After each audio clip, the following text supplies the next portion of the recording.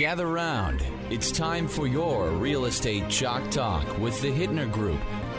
Listen closely as your coaches discuss the culture, the economy, and the political scene, and how it affects your home and your real estate investments. Real Estate Chalk Talk is where you learn the science of buying and selling real estate and the art of living in your home. Your education begins in 5, 4, 3, 2, 1. This is your Real Estate Chalk Talk with the Hittner Group. 612-627-8000. That's 612-627-8000. That's the number to call. That's the number that everybody's looking up in the phone book. Remember the phone book, Calvin? I do remember the phone book. Yeah. All right, so not anymore, but Real Estate Roundup. What do we got going on? This some interesting stuff here. Average days on market for the properties that have been sold this week. This week we had properties that went pending. I look it up on my schedule here. 784. It's been like that for weeks. It has, right? 700 and change. You could replay your segment every week. I know it. It's just nothing going on. 5 years ago, in 2019, the last real year, it was 845 that came in. Inventory that's on the market, 4893, 4,800, 4,900, might as well say. So up a little bit? Up, but just a skosh, It's 4,800 and change last week, 4,800 and change the week before, 4,800 and change the first week of the year. Yep. Next week should be the biggest listing week of the year, historically. Really? The 10th week of the year is usually when most properties come on the market. Everybody's waiting with bated breath for that. Why is that, Keith? Why is that? March 1st, is that the biggest week typically? Yeah, the 10th week of the year typically is it's a seasonal. The real estate market runs in trimesters, as you may not know. And so the first trimester is the first 4 months of the year. And that's when, based on when think about it, the Parade of Homes comes on. Leases, a lot of leases come due in April, May, and June. And so those renters that are thinking of buying are starting to look now. Sellers, it's the spring market. And then the summer market comes, and really driven by the core cities where you've got a lot of mature homeowners in those cities that have lake places and stuff, including real estate agents, and they kind of disappear after the school year is out, and they go up north and do that whole thing, slows down. A lot of two-story action, though, graduations and things like that happen. You get the house dialed in for the graduation, graduation party, and then get the house on the market in June. Yeah, right. Exactly. There is a lot of that, and new construction kind of plays in middle summer more than anything. And then the third trimester is your fall market, where typically that was more driven by relocation, not so much anymore because the companies don't relocate like they used to. Fall market's the procrastinators market. And back to school market. That's the fall. The fall market is the, oh, crap, we were going to move this year. Winter's coming. Let's get her done. Getting ready for school. We were going to move, maybe a new school. Empty nester markets are good because they're bailing for the winter. Yeah, they're getting out of town. So they're thinking, let's just sell it and go. Yeah. But, pretty interesting. Anyhow, so our inventory is down about 1,000 units from 19, pre-COVID. The COVID years, you just kind of can't even. They're so abnormal that they don't even are. The COVID years were fruitful. It's not even a benchmark. Quite fruitful. Yeah. Contract ratio, nobody cares about that. Months on the market, month supply of inventory. The 7-county metropolitan area is about a month and a half supply of inventory. Okay. So, how that comes out is we're moving through about 700 houses, 700 to 800 houses a week. Yep. We've got 4,800 homes on the market. If we never listed another house, how long would it take to burn through that inventory? Yep. That's as simple as that. It runs different in different counties. That's interesting. What's moving the fastest? What do you think is moving the fastest of the 7-county metropolitan area? Calvin? Ramsey. Why would you say Ramsey? Why, is he right? He must have looked at my chart. No. It is Ramsey. Just St. Paul, the east side of town. Ramsey County is where I live, 117. 1.17 is the fastest. You live in Washington County. Or what? Washington County is 1.5 months. Scott County is 1.6. Anoka County 1.3. The slowest one is Carver County. Why do you think Ramsey was? I guess so. I just think it's because there's less inventory. Okay. I think it's just a function of the number of inventory that's on the market, so they'll move through a little quicker. just because of that. Dakota County, 1.4. Okay. So, yeah, stuff is moving through pretty quick. Total listings for the year, about the same as last year, 3,300 listings for the year, same as the year before. We're just January is, we get about 3,000 homes that come on the market, and that's kind of the How many days on the market, Keith, did you say? Okay, so days on the market, this is what's changing. Days on the market. Right now, the number of the homes that have sold, right, and closed, those days are running about 40 to 45 days on the market. Okay. All right. The homes that are pending, those days are running about 30, whatever it is, 30-some days on the market. So it's a little quicker. Yeah, okay. 34, about 10 days quicker. So the market is accelerating as we move into the season, which makes total sense. Okay, interesting. How the market is. Otherwise, it's pretty boring. I mean, there's not a lot of stuff going on. The interest rates up, have really hurt things. I just saw an article this week. Now the numbers came out from last year, and they're talking about. I like this. They talk about volume. Mm-hmm. Like volume, dollars and cents volume, and how it's the best year on record for real estate. Even though what year? 23. Even though the units were down. Well, it's because they cost more. It's like, well, I sold a dozen eggs, this year for $3. Last year I sold a dozen eggs for $1.50. You still sold a dozen eggs. Mm-hmm. Just because you got more for the eggs. Right. You didn't sell any more eggs. Now we're crushing it. Yeah, you're crushing it now. You didn't sell any more eggs. We need to sell more eggs. Mm-hmm. That's really what we need. So we need to sell. We don't want prices so to go they're basing down. it on volume, not on units. Yeah, sold. units should always be units. Units sold. are sales volume. Way off. I mean, we went from 6 million units, which was abnormally high, mm-hmm. to 4 million units nationally, which is actually pretty much like on the trend line. I mean, it's 4 to 4.5 million units is pretty like be a normal kind of appreciation. Just like we were talking about interest rates, what's normal? The truth is, the rates we have right now are pretty normal. I know. Right? And people are freaking out about it, but it's like normal. Yeah, they are on average, right? We talked about that last week or the week before, where since 72 historical averages are. Yep. Mm-hmm. Since 72, they're higher than I thought. I thought they were going to be 6.5%. Turns out that they're 7.2. I think you said last week, if memory serves me. Pretty normal, and you can talk more about that in the fourth segment. So, what's any activity, Keith Areno? I didn't sell a house this week. Just working through home inspection stuff, really, which has been pretty smooth overall. Both sellers and buyers being cool-headed and reasonable and getting transactions done. Worked a couple of cash deals. Sorry, Calvin. Really? Worked a couple of cash transactions, which is good. We don't have to worry about the interest rates out there, so put yourself in a good position in a competitive standpoint. Now, was that – I'm curious now. We got 2 minutes, almost 3. Is that cash now? Where did the cash come from? Is that they just had it, or was it sold from a property older, or did they refi another property and use that? In one instance it's grandma and grandpa, so they're funding the purchase for their grandkids, so that way they don't have to deal with the interest rates where they're at right now. And then I don't know what they're going to do, but I've seen this play out a few times before, actually quite a bit, where they end up refinancing the property. So when the interest rates maybe come into a little bit more favorable environment, then they'll refinance the property and take on their own mortgage then at that time. But when rates are 7-8%, grandma and grandpa's got some money, they want to help out their grandkids. They're forking up the dough to purchase the property, and then they're paying back grandma and grandpa at maybe a better interest rate or no interest rate, or maybe they're not paying them back at all until they refinance.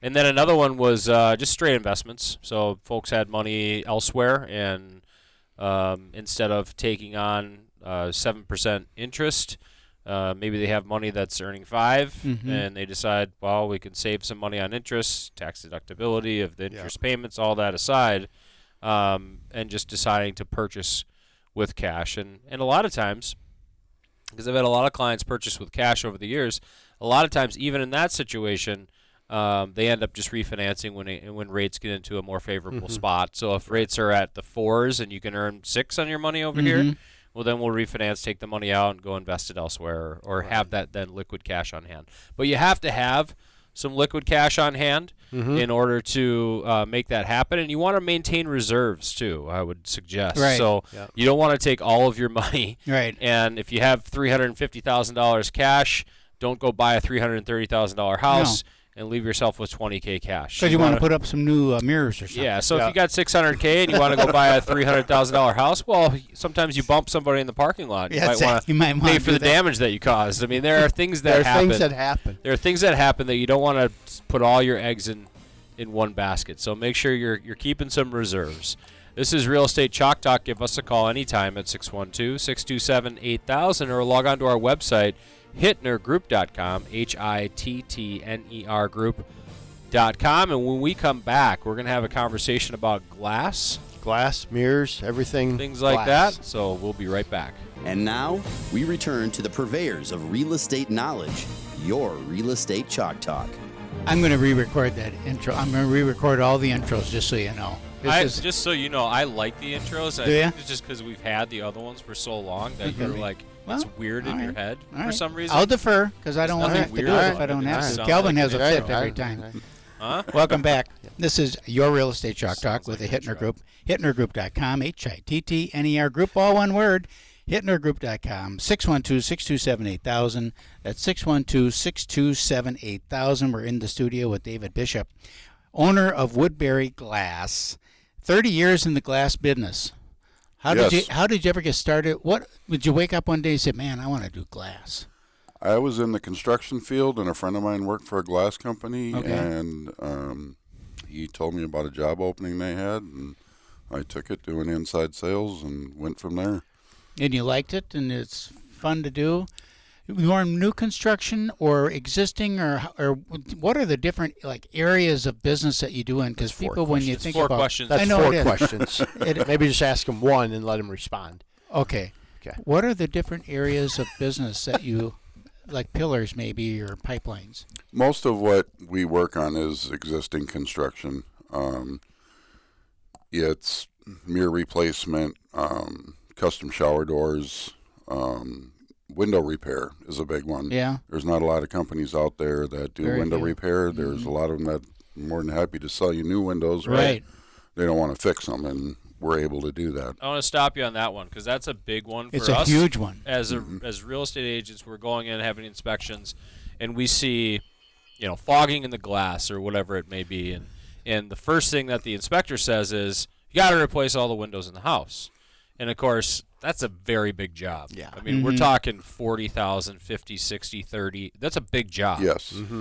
What can you do with the window that has fogging, and is the window going to have the same integrity as it did before? Argon, gas filled, blah, blah, blah. Speak to that a little bit. Yes. You can replace the glass in them in most windows. Some windows are manufactured to not be able to do that, and I think some of the window companies do that on purpose, so you have to replace the window.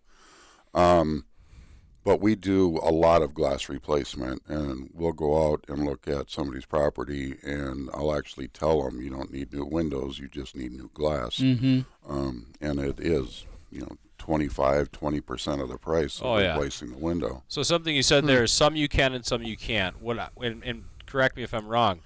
Vinyl windows, a lot of times you can't replace the glass, whereas like a wood casement with the glazing around it, you can pop that out and put it back in. Am I totally wrong, or?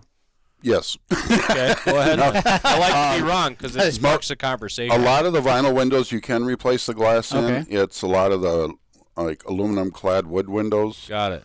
That you have a harder time doing it. And I'm even some surprised. manufacturers have both. Some manufacturers make windows you can in some of theirs, and in others you cannot. I think the biggest thing, just for me, when I go into a home, it's going to be like either a 90s, like an early 90s home with wood casement, the crank-out windows for people who don't know what that is. Yeah. And then your early 2000s windows, we see a bunch of them right up the street here from the studio in a very nice neighborhood called Stonecliff. And these are $600,000, $700,000, $800,000 homes, and you go show one of these houses, and there'll be 12 windows in the house that are all fogged up. Really? Yes. Wow. So guys can what do fix you do with that? Replace the glass. Just replace the glass. Yes. Is there a specific brand that you see that it's like, they just make them so that you can't replace the glass? No, because some brands they make both. They make them both ways. Okay. And it just more depends on the window type. And there's a lot of window manufacturers out there. If you notice, you look at your windows, you cannot find the name on them. Yeah.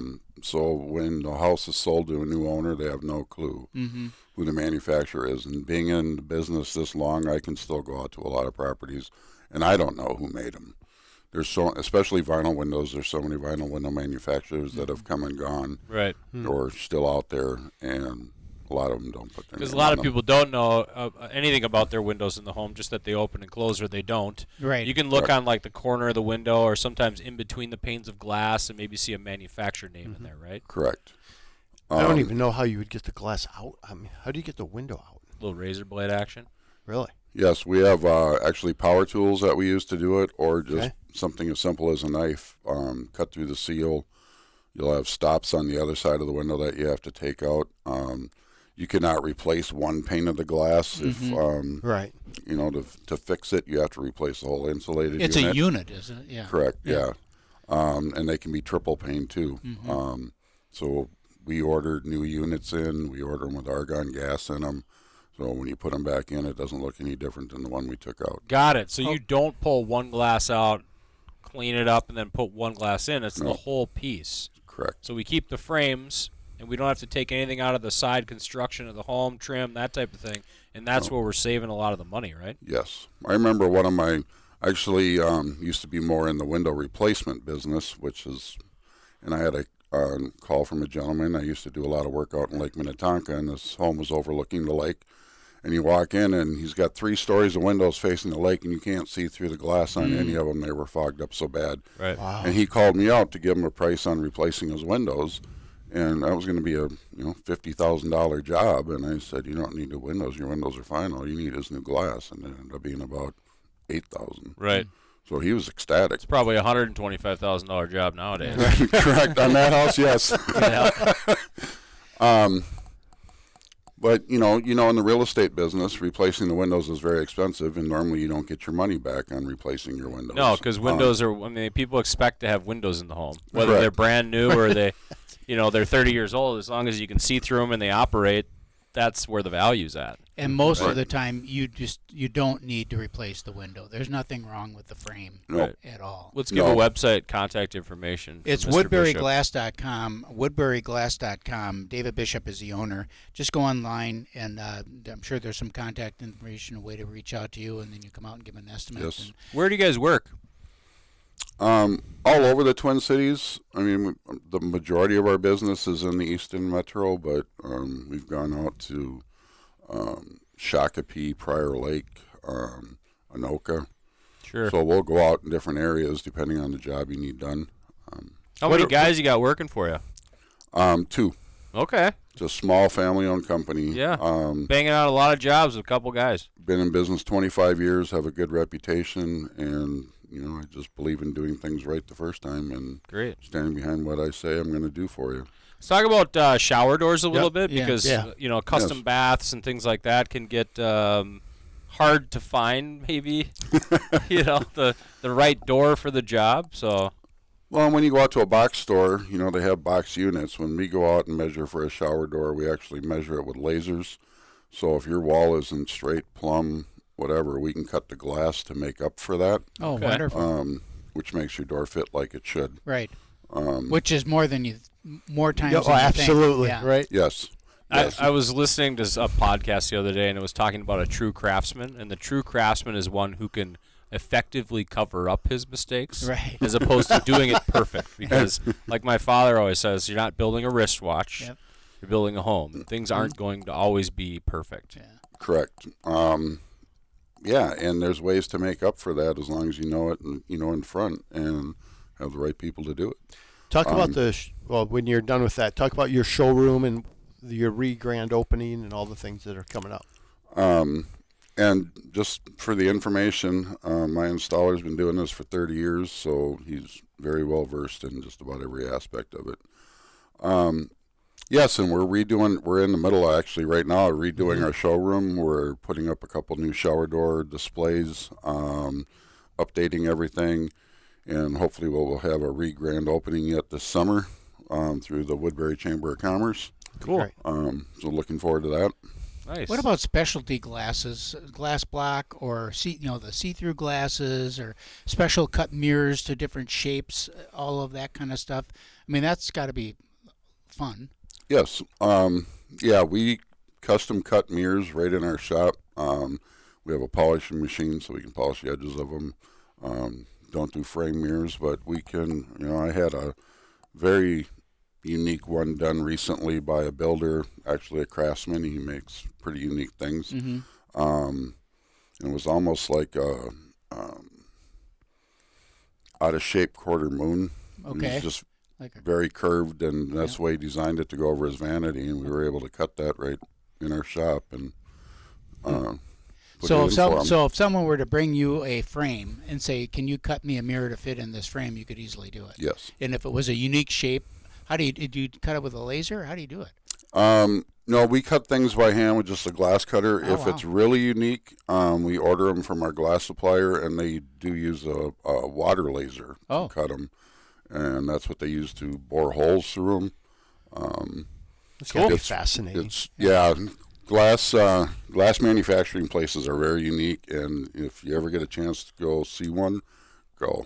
That's great. Cool. David Bishop, Woodbury Glass, right? WoodburyGlass.com. Pretty easy stuff to remember. WoodburyGlass.com. Custom shower doors, mirrors, and then repairing your windows instead of replacing them. Good stuff. WoodburyGlass.com. Thanks for coming in. Thank you. This is Real Estate Chalk Talk. Log on to our website, HittnerGroup.com, HITTNER Group.com, or call us anytime, as always, 612-627-8000.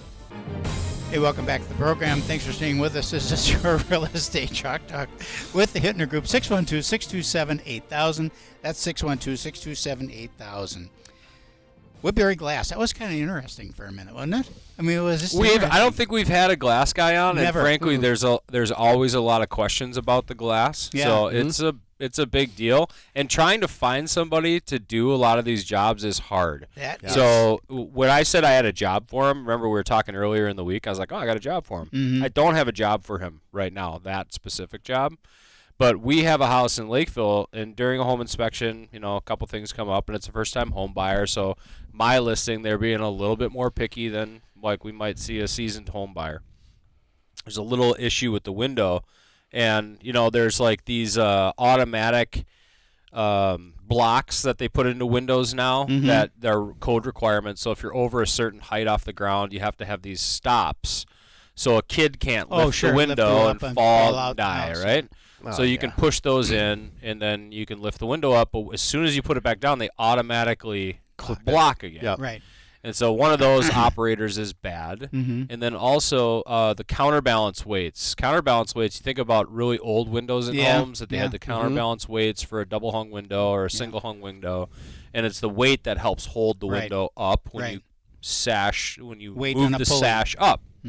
Well, on one of these manufactured plastic windows, they're metal, and they're in the sides of attached to the side of the operable sash, right? Well, one of them is like this big, long, probably 2-foot or 18-inch piece of metal, thin, is like sticking way up outside the window, and you can't even open the window anymore. So it's these little types of jobs that are like, we have one window that needs to be repaired.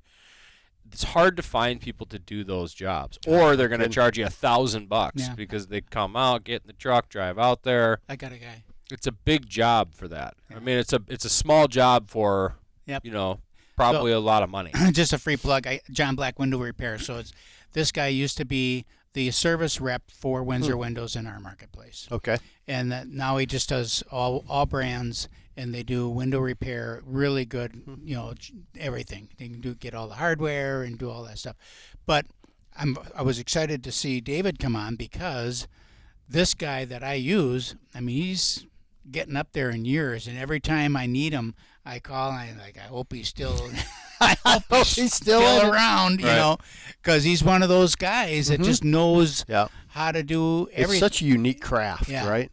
And do you think we're going to run out of people that do that are really craftsmen like that? I think, because you don't see a lot of young people going into that, and it seems like there's such an opportunity. Well, it's the experience. We had a guy that when I was with a builder, his last name was Seuss, Dick Seuss, and we used to call him Dr. Seuss. He could do anything. He could do absolutely anything because he'd been in the trades forever, seen it all, knows how stuff goes together, so that when something breaks, he knows how it can come apart and what needs to be repaired. And it isn't this throwaway mentality. They just throw it away and put in a new one. You can fix things, and most things are made to be repaired unless they're really low end and it doesn't make financial sense to do it that way. But you know what else I like about this is because I love. Do you like glass block? I hate glass block. It's so old and gross. Get out of here. Right on your arm. I have it all over my house. Gross. He says that because I have it in the house. It's gross. I like glass Time to block. renovate, senior. I love it. What do you like about it? It's just a different look. It's more of a Art Deco-y look, which I'm totally in love with a modern look and an Art Deco look.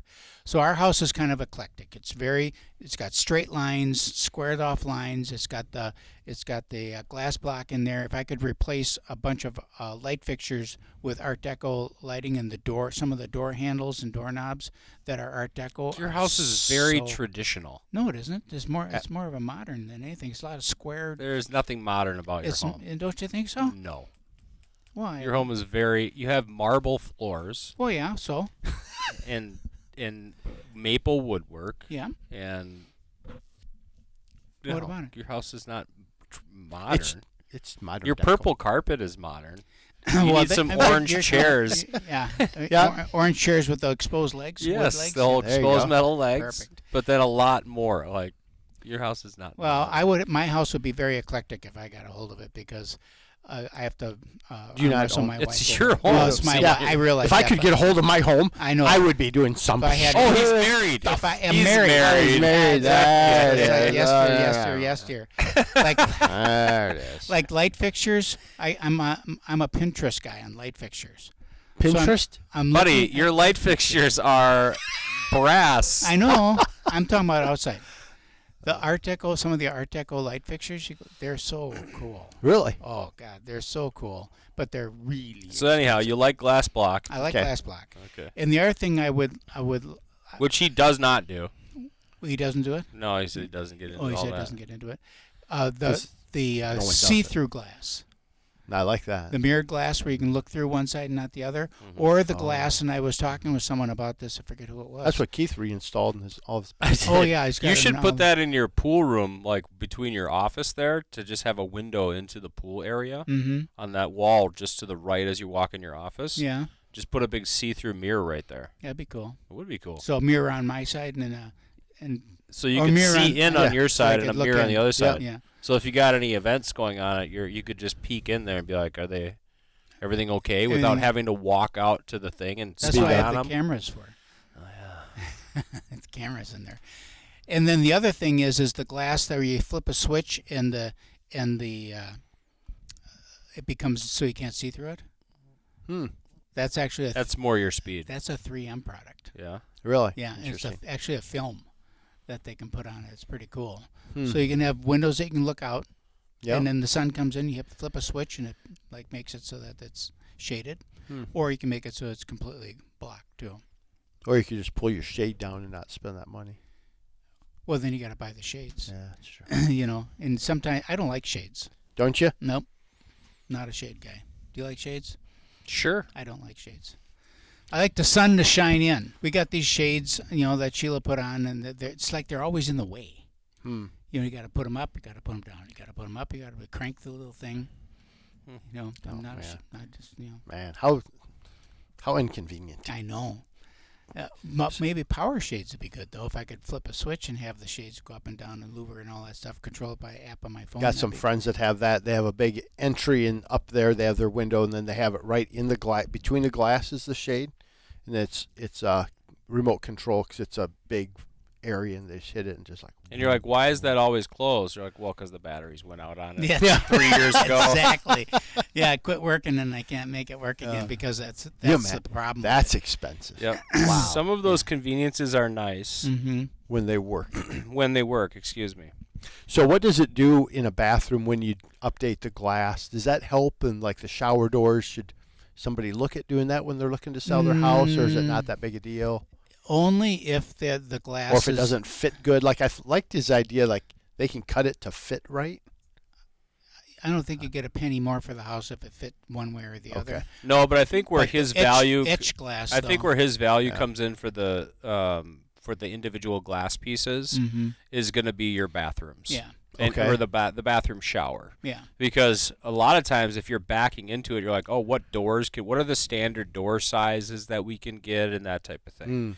Yeah. So if we want to like get out of the standard door size realm and just do a nice shower, then we don't have to worry about that, and we can make our shower as big or as small or as whatever shape we want it to be for the space, and then call Dave up and say come out and do the glass around it. And a lot of them are half walls with glass around. Yeah, because those frames are just little pieces of metal that you can cut too. It's no different. The shower door framing. Just little pieces of metal that you can cut and install. And I like the frameless ones. And then the other part about it is that that glass gets etched, and you cannot get it clean. Right. So, especially when you live in Inver Grove Heights and you have your own well water. Yeah, that etches it pretty good. Yes, really? It does. Yes, it does. It's really tough. It's like gravel running down the glass, and it's not water. It's water mixed. I squeegee mine every time, and then my cleaner does a good job. So ours isn't etched, but my cups are.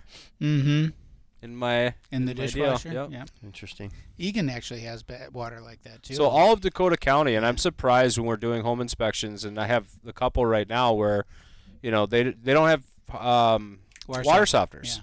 I have one. The water softener doesn't work, and the homeowner was arguing with me, not with me directly, but the agent and I were having a conversation because it's not our house and not our water softener, but the conversation was, Eagan has hard water. This isn't an accessory appliance. This is an appliance that's absolutely needed in Dakota County. Yeah. For sure. Because of what hard water does to appliances, clothing, dishes, plumbing fixtures.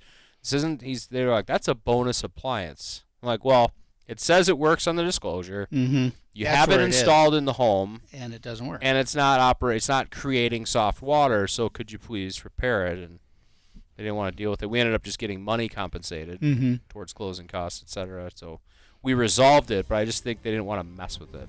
And a lot of times in a home inspection, you end up just paying for something in closing costs or compensating in some way. But reasonable heads prevailed in that situation. Good job. Give us a call. This is Real Estate Chalk Talk. We're going to head out to break. That number is 612-627-8000. 612-627-8000. Log on to our website, hittnergroup.com, Hittner group.com, and we'll be right back. But we're going to wrap money in the bank. Rates are good. Pretty exciting. You know why? Right. Free money. You understand what I'm saying? Hey, welcome back. Thanks for staying with us. This is your Real Estate Chalk Talk with the Hittner Group. HittnerGroup.com, 612-627-8000. Call Kelvin Kamick. Loan Depot, 651-231-2500. How are you? Super duper. How are you? I'm good.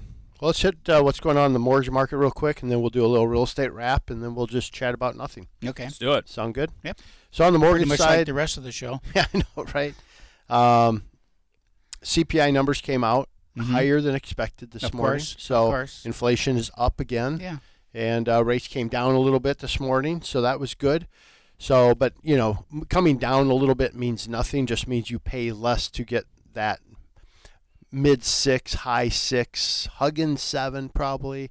We've seen we locked some last week or this past week that are over 7 again, And it's interesting. People are, I think there's a consensus. People really believe rates are come down. We believe that as well.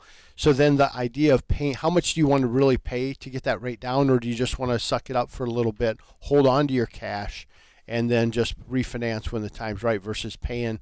Yeah, I had one this week. The loan amount was just under $500,000. Well, if you pay a 1% of that loan amount, it's about $5,000. Well, in that case, about $4,000. Well, hold on to the $4,000.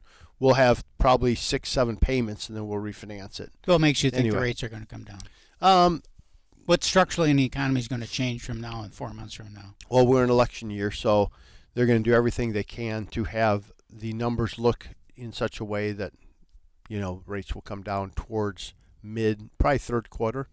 End of second quarter, third quarter, rates will start to come back. I don't think we're going to get to high 4s. I think we might get to high fives. Do you low think sixes. the Fed's going to cut rates, or Yeah, do you think yeah. mortgage interest rates will just No, soften? it'll. Don't you think that the mortgage interest rates, and this is a two-part question to my first question that I just asked you, don't you think that the mortgage rates are kind of already softer? Like they're already there was an initial reduction in rate because the expectation is that they're going to cut rates, Right. And then they kind of came back up a little bit, another half point, Right. for no reason. It's not like the Fed did anything different. No, I think what you're going to see, well, even today's report will show you that mortgage rates will come down a little bit. They're going to do everything they can to shift the economy to make it look the best possible way. Therefore, they have to have rates come down. Can't be running 7% mortgage rates by the election time. So, they said it might pause them, on their first cut and stuff like that. It's all. But now when the now. CPI comes up high like this, and now groceries are running 11.1% of household income is food. Crazy. That's the highest it's It's ever been. Well, and remember too, if you take what we're dealing with right now, then go back and look at when it came off of Trump to Biden initially. Mm-hmm. Remember how inflation just threw the roof, and then we're just like, well, we just gotta let it run its course, right? And then it won't look as bad. It's settled high. It's really bad. Yeah. It's settled high. You're right. It's settled high, and now we're going up and down. But we went to this new high level, right? And and the thing of it is that a perfectly balanced economy is 0% inflation. That's 0%. That's by definition. That means that demand equals supply.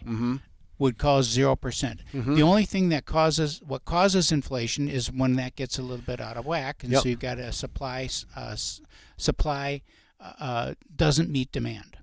Correct. All right, so that forces prices up. Or you've got innovation.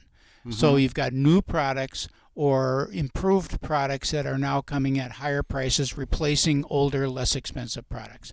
That's how prices go up. But like I said in the first segment, an egg is an egg. And if you're just selling an egg, a dozen eggs at one price this year, and next year you're selling a dozen eggs at a higher price, you haven't increased anything. Right. Right. I mean, you haven't increased anything. So that's the problem that we have with interest. That's why I say what's structurally going to happen, Nothing. Because nothing structurally is going to. The interest rates are a result of policy, and the first thing that they did that affected the interest rates was energy. They stopped energy production, and so energy prices went up. That affects everything. And it's a multiplier effect. You raise the price of transportation, to delivery, all that stuff. And built into production and everything else. So that same increase gets multiplied like 10 times. So $1 is $10 by the time it hits the consumer. That's a huge increase in supply. It isn't just bringing the tomatoes from the field to the grocery store. It's the tractor that's plowing the tomatoes all year long. And the trucks that are running around on the farm all year long. That all gets priced in and gets delivered to the marketplace. Well, it's interesting just to look at my brother-in-law. He runs a concrete business, and now we're talking about business and how it's going. And there's fuel surcharges, there's travel surcharge, everybody's charging more because everything costs more. Right. But who pays for it? The consumer. It always gets passed along. So it's always to the consumer. So they say, "Oh, this is really hard on the middle class," or it doesn't affect the upper class. It affects the consumer that's purchasing the product. So it makes you kind of want to go Junior's route and just I don't answer phone calls. I don't spend money. I just sit. I'm just in my home. I'm protected in your bunker. And with all of your stored rice goods. With all my rice goods. Good Lord. And that's a danger because that's what then. Okay, now supply is going to come down, so that prices come down. You don't want prices to come down. You don't want prices to come down because that creates a whole nother group of problems for you. Wouldn't you like to see food prices come down though? Why have it go up 11% and then just stay? How is it going to come down? I don't know. The only way baby drill. Yes. Drill baby drill. Drill baby drill. The only way it comes down is to have costs go down. Yep. Because companies and businesses are just passing along the cost. Right. Now, you can't just drop the price without having the right. There's got to be a mechanism. Front-end production costs go down. The whole point is to make a profit. Yep. And if you don't make a profit, then you're just not going to do it. Right. Or you're going to go out of business. Or you're going to go out of business. Yep. So, there's something that's structural. I think if we had government-run farms and government-run grocery stores. Yeah, we'd be in trouble. Can you imagine that? Well, they'd be cheaper, but there wouldn't be government-run hospitals. New World Order. If you look, that's a whole different thing. But look at the World Economic Forum sometime. Just Google it. So there's the story of the old butcher. He's a butcher in the butcher shop, and he's selling his hamburger for $2 a pound. Mm-hmm. And the guy comes in and says, "Wow, your hamburger is $2 a pound. That butcher shop down the street was $1.50 a pound." And he said, "Well, why don't you go down there and buy it?" He said, "Well, they're all out." He said, "Well, when I run out, I'm going to drop the price to $1.50 a pound." So that's that means that when the government runs it, the price is cheap, but there isn't any. Right. Well, hit on a couple other things. So again, inflation's a little bit higher. We did see rates reduce a little bit, but we're going to be, there's nothing sexy in our world, right? It's mid to high sixes. And you're closer to 7 than you are 6.5. So there you are. Great time to buy though. Don't sell yourself short though, Calvin. What's that? I mean, you're a little sexy. Well, I'm pretty sexy. Yeah. I mean, there's a reason to talk to me, but there's not much about the rates that are that impressive. Okay. Yeah. But you can talk to me because of that, but you're not going to get any better deal. You're not going to get a better deal. That's for sure. So great time to buy though. Prices are good. The activity's picking up. I mean, I'm surprised. We're in multiple, like we talked about last week. We're in multiple offers again on that $300,000 to $400,000 property. Unbelievable. Mm-hmm. It just doesn't. Part of me is like, it just doesn't matter. It's just like rates were at certain 3, areas, and it was multiple offers. Now rates are at almost 7.